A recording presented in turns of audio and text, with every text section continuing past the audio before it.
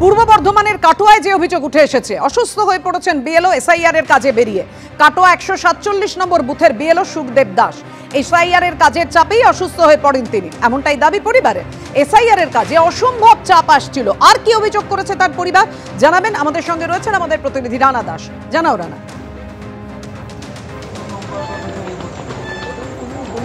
একেবারেই দেখো, এই অসুস্থ বিএলও তার পরিবারের থেকে যেটা বলা হচ্ছে যে প্রচণ্ড চাপ দেওয়া হচ্ছিল, একেবারে টার্গেট বেঁধে দেওয়া হয়েছিল যে প্রতিদিন এতগুলো ফর্ম যেমন জমা দেওয়া হয়েছে, এখন সেই ফর্মগুলোকে নিয়ে আসা হবে এবং সেগুলো যে তোমার যে অ্যাপ রয়েছে সেই অ্যাপে সেগুলো আপলোড করতে হবে এবং সেগুলো নির্দিষ্ট সংখ্যা বলে দেওয়া হয়েছিল।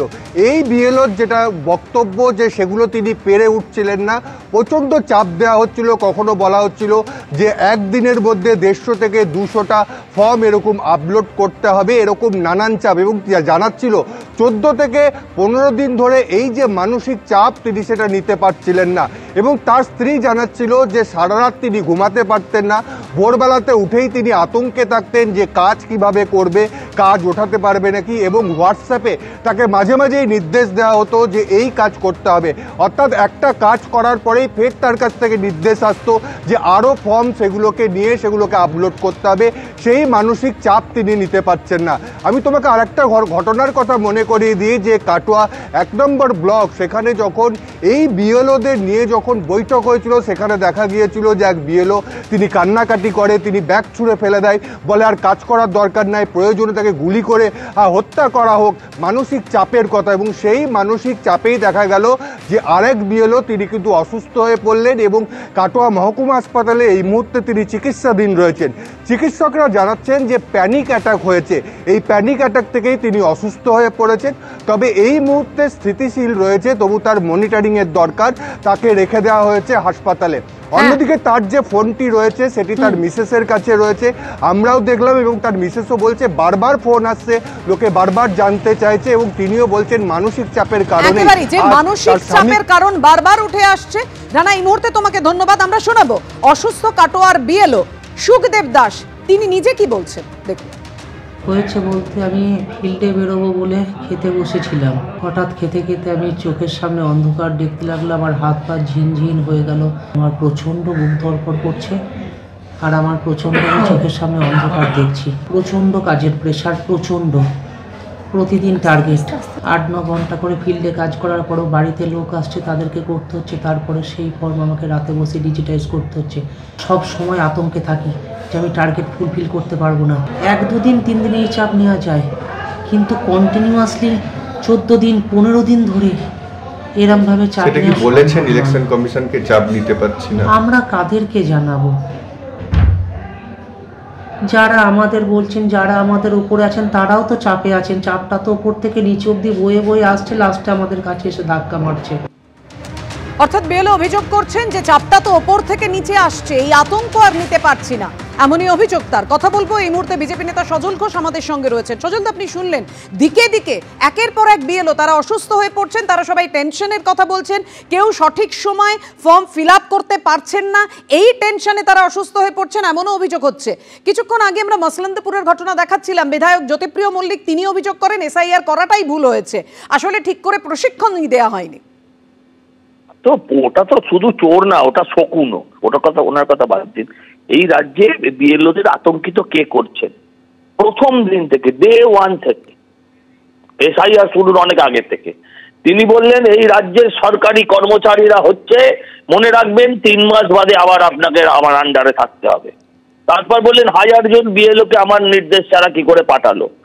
এইভাবে ভাইপো বলল বিএলএদের ছায়া যেন মাটিতে না পড়ে, কর্মীরা এমন ভাবে ম্যান মার্কিং করবে। এইভাবে পরের পর আতঙ্ক করেছে, আতঙ্কিত করেছেন। সারা ভারতবর্ষে এই ঘটনা ঘটছে না, শুধু পশ্চিমবঙ্গে পর পর প্রতিদিন ঘটছে। কেন? হয় মিথ্যে ঘটনা, আর নয় আতঙ্কিত যিনি করেছেন তার নাম মুখ্যমন্ত্রী মমতা বন্দ্যোপাধ্যায়, ও তার জেল হওয়া উচিত। এইভাবে মানুষকে প্রভোগ করা করে তাকে অসুস্থতার দিকে ঠেলে দেওয়া। আজকে data entry operator is the main problem. Bihar যদি দিতে পারে, তৃণমূলের লোকেরা গান গায় আমার মাটি আমার মা, ইউপি বিহার হবে না, তার থেকেও গায়া গুজরা অবস্থা, তার থেকেও খারাপ অবস্থা। এখানে বিএলওদের যাতে অসুস্থ হয়ে পড়ে, তারা যাতে কাজটা ঠিক করে না পারে, তার জন্য ষড়যন্ত্র করে 1000 যেখানে বিহার দিতে পারে ডাটা এন্ট্রি অপারেটর, সেখানে পশ্চিমবঙ্গ দিতে রাজি হয় না। আপনারা বুঝতে পারছেন যে বিএলওরা সব কাজ অলমোস্ট কমপ্লিট করে ফেলেছে, শুধু তাদের এখন মেন কাজ হচ্ছে আপলোড করা। এই আপলোডটা তারা অনেকে পারছেন না স্বাভাবিকভাবেই, সেটা তাদের কাজও নয়, তারা সে ব্যাপারে এক্সপার্টও নয়। কিন্তু যারা এক্সপার্ট বিহারে তাদের দেওয়া হয়েছিল, পশ্চিমবঙ্গে তাদেরকে দেওয়া হলো না ইচ্ছাকৃতভাবে। ধন্যবাদ সজলদা। এসআইআর নিয়ে তোলপাড় গোটা রাজ্য, আর তার মধ্যেই দিকে দিকে অসুস্থ হয়ে পড়ছেন বিএলওরা। মচলন্দপুরের ছবি রেখেছি আপনাদের সামনে, পাশাপাশি কাটোয়া, জয়নগর, চোপড়া, পান্ডুয়া, জঙ্গিপুর। কেউ অসুস্থ হয়ে হাসপাতালে ভর্তি হয়েছেন, হাসপাতালের বেডে শুয়েই কেউ ফর্ম ফিল আপ করছেন, কেউ হৃদরোগে আক্রান্ত হয়েছেন। কাজের চাপে নির্বাচন কমিশন যে টার্গেট বেঁধে দিয়েছেন, সেই টার্গেট ফুলফিল করতে পারবেন না তারা, এই ভয়ে এই আশঙ্কায় অসুস্থ হয়ে পড়ছেন বিএলওরা। এমনটাই অভিযোগ উঠে আসছে জেলায় জেলায়। আর এবার মচলন্দপুরের খবর আপনাদের সামনে বিস্তারিতভাবে তুলে ধরবো। হাবড়া স্টেট জেনারেল হাসপাতালে ভর্তি করা হয়েছে অসুস্থ বিএলওকে। গাইঘাটা বিধানসভার 203 নম্বর বুথের বিএলও সুমন কুমার দাস, তিনি অসুস্থ হয়ে পড়েন এসআইআর এর কাজের চাপে। বাদুরিয়ার স্কুলের শিক্ষক তিনি। কথা বলবো, আমাদের সঙ্গে রয়েছেন আমাদের প্রতিনিধি সমীরণ পাল। সমীরণ, কোথায় তার অসুবিধা হচ্ছিল এই এসআইআর এর কাজে? ঠিক কি অভিযোগ করছেন বিএলও সুমন কুমার দাস, যে কারণে তিনি অসুস্থ হয়ে পড়েন? পাপিয়া, কিছুক্ষণ আগে তার ভাই অয়ন দাসের সাথে আমার কথা হচ্ছিল। তিনি যেটা জানাচ্ছিলেন যে গত কয়েকদিন ধরে এই ফর্ম আপলোড করার জন্য প্রচণ্ড মানসিক চাপে ছিলেন, এবং সেটা পরিবারের সদস্যদের বলতো আজকে সকালবেলা কাজ করতে করতে আচমকাই সংজ্ঞাহীন হয়ে পড়েন। প্রতিবেশীরা তাকে নিয়েছেন হাবড়া স্টেট জেনারেল হাসপাতালে। ক্যামেরাম্যান দীপ্ত তোমাকে ছবিতে দেখাচ্ছে যে এই মুহূর্তে হাবড়া স্টেট জেনারেল হাসপাতালে তিনি ভর্তি রয়েছেন, এবং তাকে একে একে তৃণমূল নেতৃত্ব দেখতে আসেন। এই মুহূর্তে হাবড়ার বিধায়ক তথা প্রাক্তন মন্ত্রী জ্যোতিপ্রিয় মল্লিক কিছুক্ষণ আগে তার সঙ্গে দেখা করে এসেছেন, এবং তিনি এই মুহূর্তে রয়েছেন আমাদের সঙ্গে। আপনি গেছিলেন দেখা করতে, কি বললেন উনি? বললেন যে আমার খুব কথা বলতে পারছেন না, ভাই বসে রয়েছেন, স্ত্রী আছেন। তিনি বলেন আমার খুব শরীরটা খুব খারাপ, স্বাভাবিক আমাকে 48 ঘন্টা আমাকে অবজারভেশনে থাকতে হবে। আমি বললাম যে আপনি বেটার ট্রিটমেন্ট চান কি না, যদি আপনাদের পরিবারের লোককে জিজ্ঞেস করলাম, ওরা বললো যে এখন ডাক্তারবাবু বলার পর আমরা ব্যবস্থা নেবো, আর সমস্ত ব্যবস্থা আমরা করে দেবো। আপনি যে হসপিটালে ভর্তি হতে চান, যেখানে ট্রিটমেন্ট করতে চান। কি কারণে অসুস্থ? কারণটা স্ত্রী আর ভাই বললেন যে রাত্রি 3-4টে পর্যন্ত লোড করছেন। এই যে এসআইআর যে ফর্মগুলো দিয়েছে, প্রত্যেকটা ফর্ম, সেই ফর্মগুলো ওরা কালেকশান করছেন, কালেকশান করে বাড়িতে নিয়ে আসছে, এসে রাত্রিবেলা খেয়ে দিয়ে রাত্রি 3-4টে পর্যন্ত লোড করছে। এটা শুধু ওরা একা না, ও বলছে আমার সমস্ত আমাদের যারা বিএলও রয়েছে তারাই করছি, লোড করছি। স্বাভাবিকভাবে এই দীর্ঘদিন ধরে ওর এই যে কাজটা চলছে বেশ কয়েকদিন ধরে, এবং তড়িঘড়ি করে এখন শেষ করতে চাইছে। আগামী 2-3 দিনের মধ্যে এটা শেষ কমপ্লিট করে দিতে হবে, ফর্মটা জমা দেওয়া। যার জন্য লোডটা করতে গিয়ে হাবড়া গাইঘাটা বিধানসভার 203 নম্বর বুথ, এটা হলো মচলন্দপুর 2 নম্বর অঞ্চল, 1 নম্বর অঞ্চল। স্বাভাবিকভাবে এখানে আমার মনে হয়েছে যেটা কোনো প্রয়োজনই ছিল না, এদের উপরে এই লোডটা করার কোনো প্রয়োজনই ছিল না। এটা সরকার আরেকটা আধিকারিকদের দিয়ে করাতে পারতেন, যদি মনে হয় করতে চায় করতে পারতেন। এই লোকগুলোকে কোনো ট্রেন করেননি, কোনো ট্রেনিং দেননি যে কী করে ফর্ম ফিল আপ করতে হবে, কী করে ফর্ম ফিল আপ করে কী করে জমা দেবে যারা, তাদের ফর্মটা নিয়ে তারপরে সে ফর্মটাকে লোড করার এই প্রক্রিয়াটা ওরা জানেই না। সুতরাং এই জিনিস করা একই হলো, এসআইআরটা করাটাই ভুল, এসআইআর না করাটাই ছিল সবথেকে বড় ভালো কাজ ছিল। সবাই যেমন ছিল সুস্থভাবে থাকতো। এই প্রক্রিয়ার মধ্যে করতে গিয়ে এখন 35 থেকে 40 জনের মতো লোক মারা গেল, প্রায় 50 হেডসের মতো 40 জনের মতো লোক মারা গেছে। এর মধ্যে বিএলআরও সংখ্যাও প্রায় 3-4 হয়ে গেছে, 4-5 হয়ে গেল। অসুস্থ হয়েছে প্রায় আরও 7-8টা বিএলআরও অসুস্থ হয়ে গেছে। আমি বলতে পারি বিএলও এই প্রক্রিয়াটা না করাই ভালো ছিল। আর ও যদি ভালো ট্রিটমেন্ট চায় আমরা অবশ্যই ট্রিটমেন্টের ব্যবস্থা করছি। আচ্ছা, তুমি শুনলে যে প্রশিক্ষণ ছাড়া এই বিএলওদেরকে অথই জলে ফেলা হয়েছে, এমনটাই অভিযোগ করলেন হাবড়ার বিধায়ক এবং তার সঙ্গে রয়েছেন হাবড়া পুরসভার পুরপ্রধান নারায়ণ শাহ, এবং তারা একে একে সবাই দেখতে এসেছিলেন এবং এই মুহূর্তে তার চিকিৎসা চলছে। এখনও চিকিৎসকরা সঠিকভাবে বলতে পারছেন না যে তিনি ঠিক কী কারণে অসুস্থ হয়ে পড়েছেন। আজকে সকালবেলা আচমকা ঘরের মধ্যেই সংজ্ঞাহীন হয়ে পড়ে এবং প্রতিবেশীরা তাকে নিয়ে আসেন হাবড়া স্টেট জেনারেল হাসপাতালে এবং এখানে আরও একজন বিএলও তাকে দেখতে এসেছিলেন। কি দেখলেন? আমি এখনও ভিতরে ঢুকতে পারিনি, আমার এআরওর সঙ্গে মিটিং ছিল, আমরা মিটিং করে জাস্ট খবরটা পেলাম, পেয়ে আমি চলে এসেছি এখানটা। আপনি কি ওই একই এলাকা?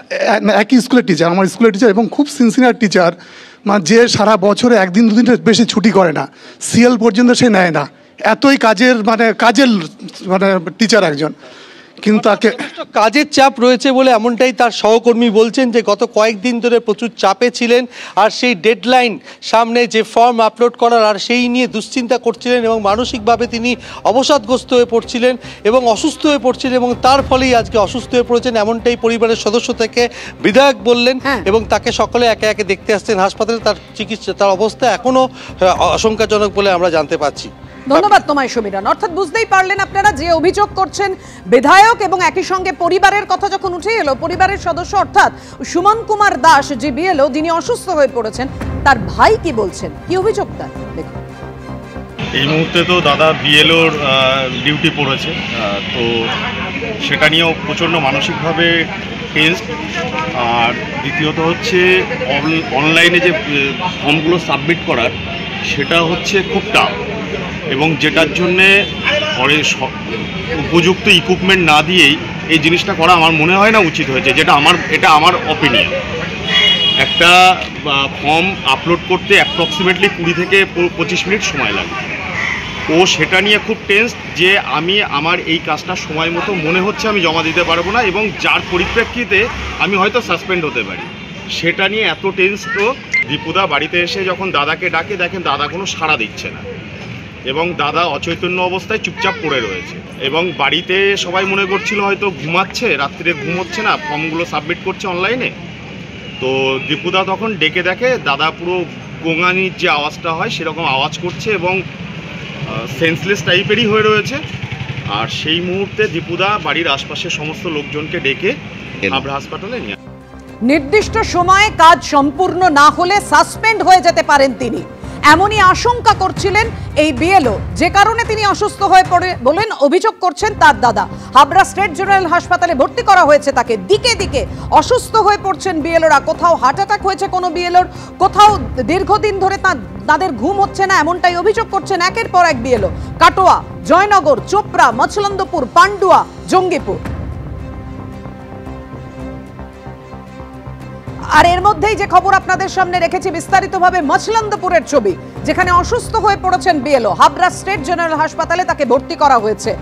সাসপেন্ড হয়ে যেতে পারেন তিনি, এমনই আশঙ্কা করছিলেন। নির্দিষ্ট সময়ে যদি তিনি তার কাজ সম্পূর্ণ করতে না পারেন, নির্বাচন কমিশনের তরফে চাপ আসছিল এবং রাতের বেলায় তিনি ডিজিটাইজেশনের কাজ করছিলেন, সেই কারণে অসম্ভব চাপ অনুভব করছিলেন তিনি, যার ফলে অসুস্থ হয়ে পড়েন এই বাদুরিয়ার স্কুলের শিক্ষক বিএলও সুমন কুমার দাস। এবিপি আনন্দ, এগিয়ে থাকে, এগিয়ে রাখে।